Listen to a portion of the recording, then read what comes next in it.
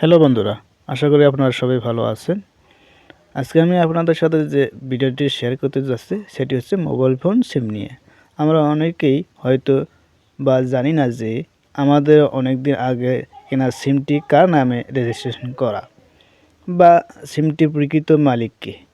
যদি আপনার পুরাতন সিমটি হারিয়ে যায় অথবা নষ্ট হয়ে যায় তাহলে কিন্তু রিপ্লেসড করতে পারবেন না।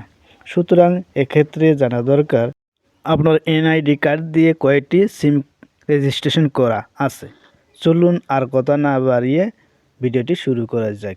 ভিডিওটি শুরু করার আগে আপনারা যারা আমার এই চ্যানেলটি সাবস্ক্রাইব করেননি তারা আমার এই চ্যানেলটি সাবস্ক্রাইব করে নিন, আর যারা ফেসবুক থেকে দেখছেন তারা আমার ফেসবুক পেজটি ফলো করে নিন।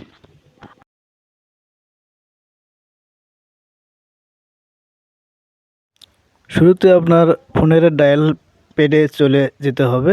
এটা স্মার্টফোন অথবা বাটন ফোনও হতে পারে। আমি ডায়াল প্যাডে চলে আসলাম। ডায়াল প্যাডে এখানে ক্লিক করতে হবে। ক্লিক করার পর তারপর আবারও এখানে সার্চ বারে ক্লিক করতে হবে। ক্লিক করার পর *16001#। আমি ডায়াল করছি। ডায়াল করার পর একটি লোডিং হচ্ছে।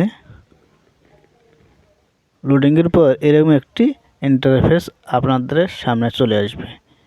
এখানে আমাকে লিখতে হবে এনআইডির শেষ 4 সংখ্যা। আমি লিখছি, আপনারাও সেভাবে লিখে ক্লিক করবেন।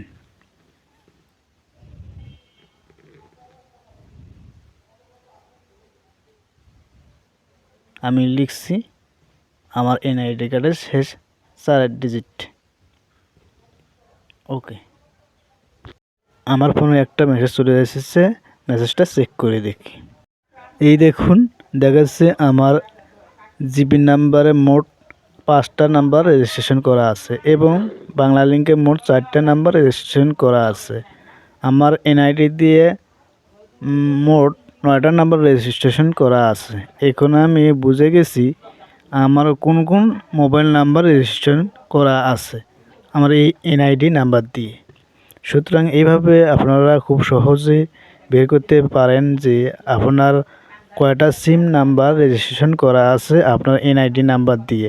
ধন্যবাদ। ভিডিওটি ভালো লাগলে আমার কমেন্ট বক্সে কমেন্ট করে জানাবেন। আল্লাহ হাফেজ।